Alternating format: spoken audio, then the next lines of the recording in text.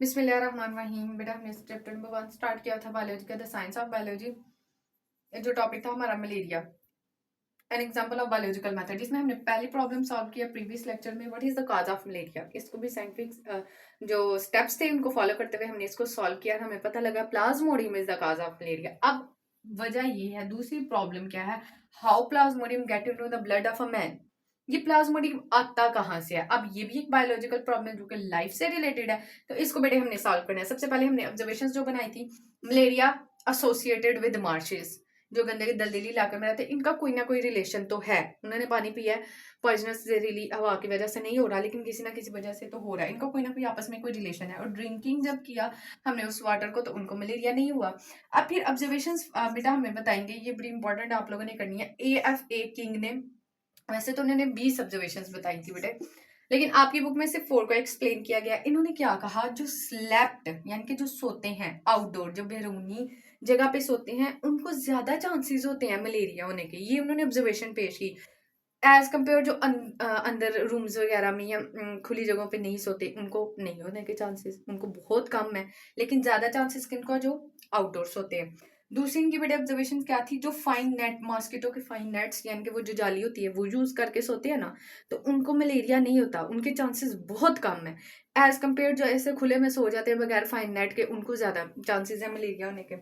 तीसरी बेटा उन्होंने ऑब्जर्वेशन क्या हमें बताई, थर्ड उनकी ऑब्जर्वेशन क्या थी, वो लोग या वो इंडिविजुअल्स जो हु स्लेप्ट, जो सोते हैं near a smoky fire, near smoky fire यानी कि जो आग वगैरह के पास सोते हैं। पहले खुले में लोग ना आग वगैरह के पास, जहां पर उन्होंने अपने जानवर वगैरह रखे थे, उनके लिए आग जला दिया करते थे, ठीक है।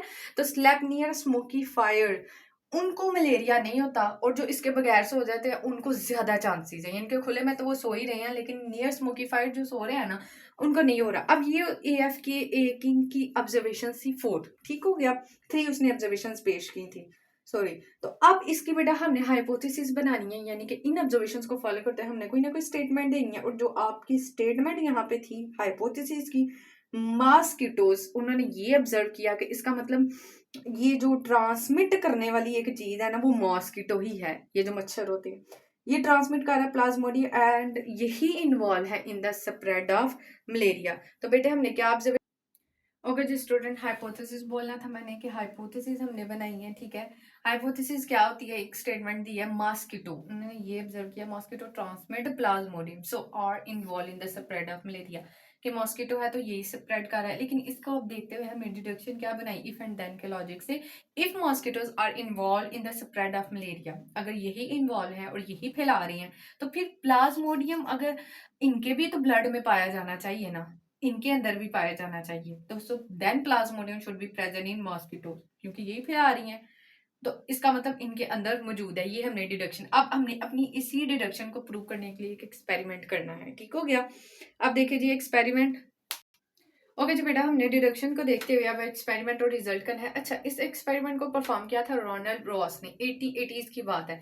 ये एक बरतानिया का रहने वाला एक फिजिशियन था, डॉक्टर था आर्मी का, ठीक है। ये इंडिया में तब काम कर रहा था। अच्छा, इसने क्या किया, इसने ना एक फीमेल मॉस्किटो ली जिसका नाम था एनोफ्लीज। क्या नाम था उसका, एनोफ्लीज, ठीक है। इसने उस मॉस्किटो, अब बेटा आप लोगों को पहले भी बताया था, एनोफ्लीज यानी कि जो फीमेल मॉस्किटो होती है वो क्यों बाइट करती है, क्योंकि उसने अपने एग्स को नॉरिश करना होता है as compare to male. So female mosquito जो है ना, वो हमेशा हमारे ब्लड को सक करती है, इसने मैमल्स के ब्लड को सक करना होता है। सो फीमेल मॉस्किटो जिसका नाम था एनोफ्लीज, इसने क्या किया, मलेरियल पेशेंट को, उसको अलो किया कि वो मलेरियल पेशेंट को बाइट करे। जब उसने बाइट कर लिया ना, बाइट करने के बाद उसने उसको किल किया, और किल करने के बाद उसने उसके स्टमक में देखा कि इसके स्टमक में तो वो जो प्लाज्मोडियम है, यानी कि मॉस्किटोज के वो जो थे वो मल्टीप्लाई कर रहे हैं, ठीक है। He killed this mosquito and found the Plasmodium, कि वो प्लाज्मोडियम जो है वो मल्टीप्लाई कर रहा है, यानी कि अपनी तादाद बढ़ा रहा है, कहाँ पे, उसके स्टमक में जाके। इसने ना एक और एक्सपेरिमेंट परफॉर्म किया। एक से एक्सपेरिमेंट में क्या किया, इसने इन्फेक्टेड मॉस्किटो ली।